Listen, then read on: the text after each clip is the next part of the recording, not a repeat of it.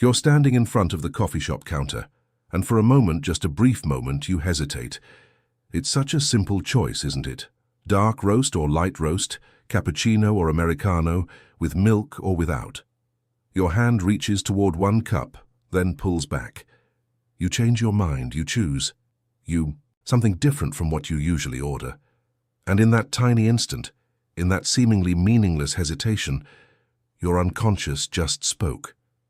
It whispered something about who you really are, something you've been hiding even from yourself. Freud would tell you that nothing, absolutely nothing, you do is random. That hesitation, that change of mind, that cup you finally chose, it's all loaded with meaning, dripping with the truths you've been avoiding. Your unconscious doesn't take breaks. It doesn't stay quiet. It's always there, beneath the surface, pulling the strings, making decisions. You think are yours but aren't really, not in the way you believe they are. Most people go through life thinking they're in control. They believe their choices reflect their conscious preferences, their rational thinking, their free will. But Freud discovered something that shook the foundations of how we understand ourselves. He found that the conscious mind, that part of you that's aware and deliberate, is just the tip of the iceberg. Beneath it lies something vast, dark, and infinitely more powerful, the unconscious. And this hidden realm doesn't just influence you occasionally. It runs the show. It decides what you desire, what you fear, what you avoid, and yes, even which cup of coffee you choose when you think you're just being spontaneous. Think about the last time you made a choice that surprised you. Maybe you picked something you'd never tried before. Or perhaps you ordered your usual but felt strangely dissatisfied with it. In that moment, your unconscious was trying to tell you something. It was pushing against the rigid structures of your ego, attempting to express a desire or a conflict that your conscious mind refuses to acknowledge. The cup of coffee becomes a symbol, a tiny theater where deeper dramas play out. The person who always chooses black coffee, strong and bitter, might be unconsciously affirming their need for control, their rejection of softness or comfort. The person who orders something sweet and complicated, layered with flavors and toppings, might be expressing a hunger for complexity, for indulgence, for something their daily life denies them. And the person who can never decide, who always hesitates and changes their order, they're revealing an internal conflict, a war between different parts of themselves that can't agree on what they really want. Freud taught us that the mind is structured in layers.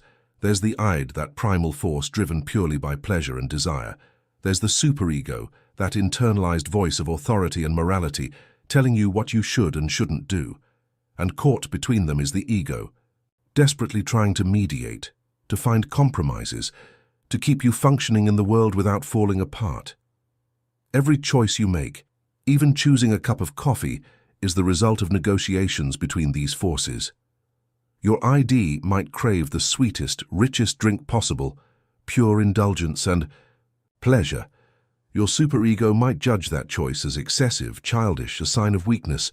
Your ego steps in and finds a middle ground, something acceptable to both, something that won't trigger too much guilt, but still offers a taste of satisfaction.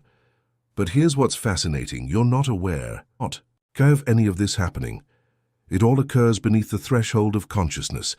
You just experience the final result, the choice itself, and you tell yourself a story about why you made it. You say it's because you were tired and needed caffeine, or because you were in the mood for something different, or because the barista recommended it. These are rationalizations, narratives your conscious mind creates to make sense of decisions that were actually made somewhere much deeper. The unconscious speaks through symbols. Freud spent his entire career decoding the language of dreams, slips of the tongue, forgotten memories, and yes, seemingly trivial choices. A cup of coffee isn't just a cup of coffee.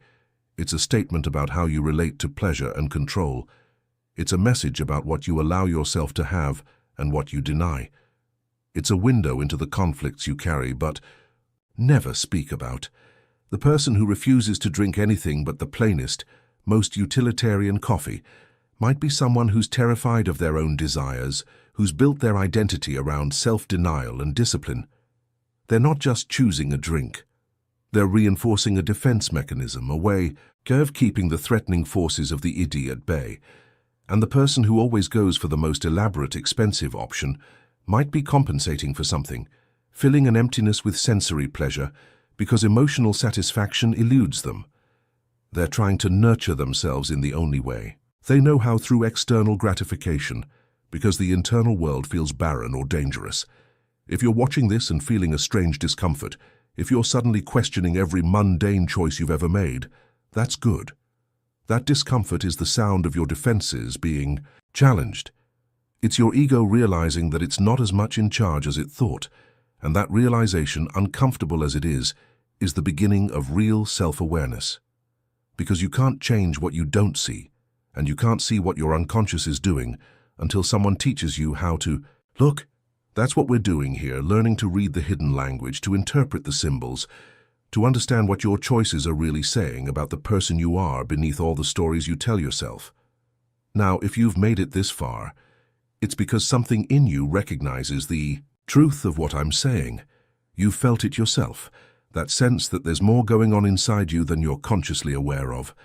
And this channel exists to help you decode that hidden world, to give you the tools of psychoanalysis that Freud developed so you can understand yourself at a deeper level.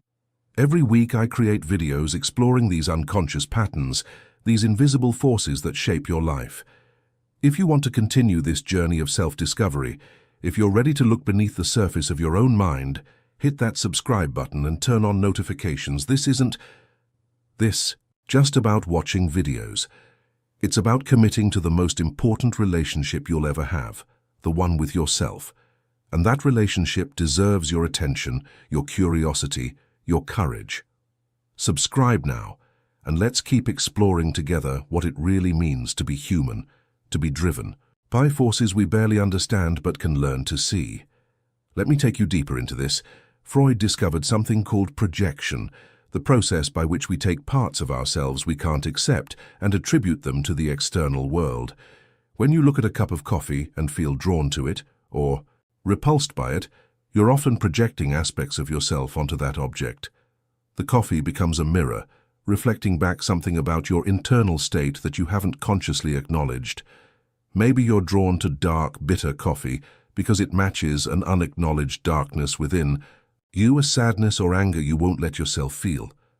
Or maybe you avoid it precisely because it reminds you of that darkness, and you've built your entire personality around being cheerful and light. Either way, the choice reveals something. It's never just about taste. It's about which parts of yourself you're willing to embrace and which you need to keep hidden. Think about the rituals you have around coffee or any daily habit. Rituals are fascinating from a psychoanalytic perspective because they're often compulsive, meaning they're driven by unconscious anxiety. You might have a very specific way you need to prepare or consume your coffee, and if that ritual is disrupted, you feel strangely unsettled. That's because the ritual isn't really about the coffee. It's about control and containment. It's a way of managing unconscious anxiety, of creating predictability in a world that feels chaotic and overwhelming. The ritual becomes a defense mechanism, a small area of life where you can maintain perfect control because so much else feels out of control. When someone asks you to try a different coffee, to break your pattern, they're unknowingly threatening that defense, and your anxiety spikes. You might rationalize it by saying you just prefer your usual order, but what's really happening is your ego is fighting to maintain its defenses against deeper fears.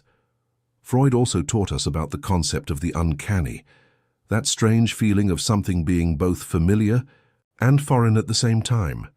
Sometimes when you're choosing a cup of coffee, you might experience a version of this. You see an option and feel simultaneously drawn to it and repelled by it. It's familiar. Maybe it reminds you of something from childhood, but it's also different, changed in some way that makes it feel wrong. That uncanny feeling is your unconscious recognizing something it knows but has repressed. Maybe that coffee reminds you of mornings with a parent you had a complicated relationship with. The smell, the taste, it triggers a cascade of associations that your conscious mind has long since buried. Your ego wants to avoid the pain of those memories, so it creates discomfort around the choice, steering you away without telling you why. You just know you don't want that coffee, but you couldn't explain the real reason if someone asked. Here's something profound that people rarely consider. The way you relate to choice itself is shaped by your unconscious. Some people are paralyzed by too many options. They stand at the counter, overwhelmed, unable to decide, feeling acute anxiety at the simple act of choosing. This isn't really about coffee, it's about a deeper fear of making the wrong choice, of being judged, of revealing something unacceptable about themselves through their selection. For these individuals, often raised in environments where their choices were heavily criticized or controlled, the act of choosing has become associated with danger. The unconscious has learned that choosing means risking punishment or rejection, so it creates anxiety to protect you, to make you think twice, to keep you safe by keeping you stuck. Other people make choices impulsively, grabbing the first thing they see, refusing to deliberate. This, too, is a defense mechanism. For them, thinking too much about what they want is dangerous because it might reveal desires they've been taught are shameful or unacceptable. So they short-circuit the process, making snap decisions that bypass the unconscious material that choosing would otherwise stir up. Pause here for a moment because I need to ask you something directly. When you make small choices like this, do you ever feel that strange hesitation, that sense of not knowing what you really want? Do you find yourself changing your mind, second-guessing, or feeling dissatisfied no matter what you choose? If you're nodding right now, if you're recognizing yourself in what I'm describing, I want you to know you're not alone in this. So many people carry this confusion, this disconnection from their own desires, and they've never understood why. Drop down to the comments right now and simply write, "I feel this too." That's all you need to say, because here's what happens when you share that. Someone else watching this video, feeling exactly what you're feeling, is going to read your comment and realize they're not the only one struggling to understand their own mind. Your words become permission for someone else to acknowledge their truth. This space is safe, there's no judgment here, just people trying to understand themselves better. So go ahead, write "I feel this too" in the comments, or share in your own words what this brings up for you. Your voice matters, and someone needs to hear it today. Now let's go even deeper into the symbolism of choice and desire. Freud believed that our earliest experiences shape everything that comes after. The way you were fed as an infant, the way your needs were met or ignored, the way pleasure and deprivation were balanced in your early life, all of this creates templates that your unconscious uses to navigate the world. If you were fed on a rigid schedule regardless of your hunger, you might have internalized the message that your desires don't matter, that you must wait for permission to want what you want. As an adult, this shows up in your inability to know what you really want when someone asks. You look for external cues, trying to figure out what the right answer is, what's acceptable, what won't cause problems. The cup of coffee becomes a test you didn't know you were taking. Or perhaps you were overindulged as a child, given everything before you even had to ask for it. This creates a different problem. You never learn to tolerate the tension of desire, that gap between wanting and having. As an adult, you might find yourself grabbing impulsively at whatever offers immediate satisfaction, never able to delay gratification, never able to sit with wanting without immediately acting. Your relationship with a simple cup of coffee reveals this pattern, the way you rush the choice, the way you can't stand the brief moment of not having decided. There's also the question of what coffee itself represents, symbolically. For many people, coffee is associated with waking up, with consciousness, with sharpening the mind and pushing away the fog of sleep. In this sense, choosing coffee is choosing to be more awake, more alert, more present in your conscious mind. But what does your unconscious think about that? Part of you might actually prefer the fog, the softness of not being fully present. The unconscious doesn't want to be examined. It wants to stay hidden, to keep its secrets, to continue influencing you without being seen. So your choice about coffee might actually be a choice about how awake you want to be psychologically. The person who avoids coffee or drinks it, only in weak, diluted forms, might unconsciously be choosing to stay a little bit asleep, to not look too closely at themselves, to maintain the comfortable illusions that keep their life stable even if unfulfilling. And the person who needs their coffee strong, dark, potent, they might be fighting against a powerful pull toward unconsciousness, toward depression or dissociation, using the coffee as a kind of weapon to force themselves to stay engaged with a reality that part of them wants to escape. Freud would also point out that our choices are never made in isolation. They're always in relationship to others, to what we imagine others think of us, to how we want to be seen. When you order coffee in front of someone, you're not just choosing a drink. You're performing an identity. You're saying something about who you are or who you want them to think you are. The person who orders something sophisticated and obscure is trying to signal intelligence, taste, cultural capital. The person who orders something simple and straightforward is signaling authenticity, lack of pretension, groundedness. But here's the twist. The identity you're performing is itself often a defense against your real self. You're showing people the version of you that's acceptable, that fits with how you want to be perceived, and in doing so, you're hiding the parts that don't fit, the desires and fears and quirks that might make you vulnerable to judgment. Your coffee order becomes part of your persona, that mask Jung talked about that we present to the world. And the more invested you are in that persona, the more rigidly you need to maintain the same choices, because changing them might crack the mask and reveal something beneath. This brings us to a crucial insight. The reason such a small choice can feel so significant is because nothing is ever just one thing. Every choice is connected to every other choice. Every moment contains the whole pattern. When you struggle to choose a cup of coffee, you're not really struggling with coffee. You're encountering the same conflict that shows up in bigger decisions, in choosing relationships, careers, life paths. The paralysis you feel at the coffee counter is the same paralysis you feel when someone asks what you really want from your life. The impulsivity that makes you grab the first option is the same impulsivity that's led to patterns you regret in other areas. The inability to be satisfied with your choice, the nagging sense that you should have ordered something else, that's the same dissatisfaction that haunts you in ways you can't even name. Freud understood that symptoms, these small behavioral patterns, are never isolated. They're expressions of the underlying structure of your psyche, of the conflicts and compromises that define who you are. What makes this even more complex is that the unconscious is dynamic. It's not a static storage unit of repressed memories. It's alive, constantly processing, constantly trying to find expression. Every day, every moment, your unconscious is generating wishes, fears, impulses, and your ego is working overtime to manage them, to keep them contained, to allow just enough expression to release pressure without causing a breakdown. This is exhausting work, and most of it happens without you having any idea it's going on. But sometimes, in small moments, you get a glimpse. You feel tired for no reason. You feel irritable over nothing.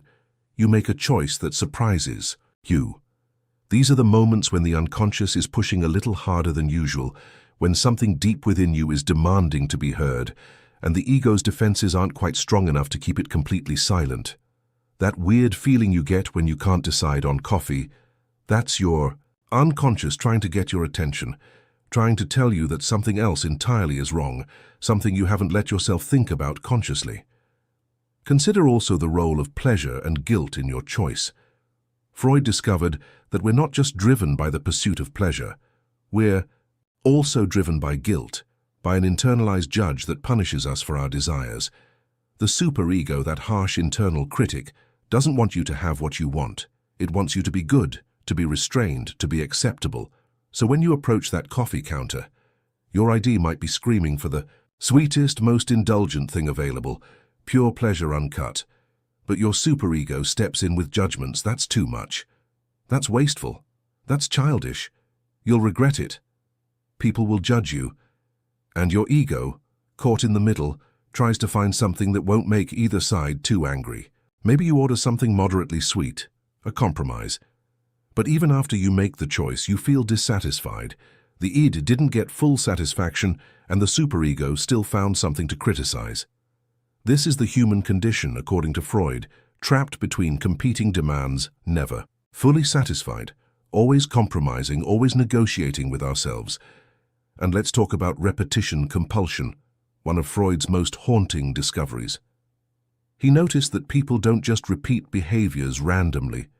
They repeat patterns that hurt them, relationships that fail in the same way, choices that lead to the same disappointments.